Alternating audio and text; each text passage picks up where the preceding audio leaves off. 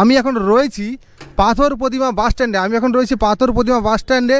এখানে পেয়ে গেছি আমাদের ড্রাইভার, বাস চালক বন্ধুদের এখানে পেয়ে গেছি আজকের। আর আজকের যে বিষয়টা, যে হিট অ্যান্ড রান, এই হিট অ্যান্ড রানটা কী, কেন্দ্রীয় সরকারের যে হিট অ্যান্ড রানটা আইনটা যে বের করেছে, তার কি জানে আমাদের ড্রাইভার বন্ধুরা জেনে নেবো। গরিব মানুষ, আমাদের 7 লক্ষ টাকা পাবো কোথায়? আমরা তো 7 লক্ষ টাকা থাকলে আমরা তো এই বেকার ছেলেরা আমরা তা কেন আজ গাড়ি চালাতে এসেছি?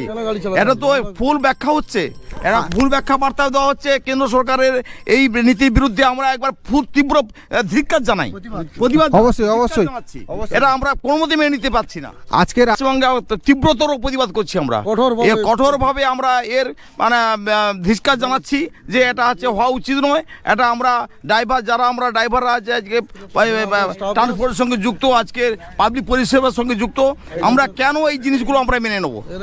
প্রত্যেকবার বন্ধুদের কাছে অনুরোধ, যাতে আপনারা পুরো সোশ্যাল মিডিয়া থেকে প্রত্যেকটা টিভির পর্দাতে শুধু যেন ড্রাইভারদের ছবি থাকে, এই নিয়ে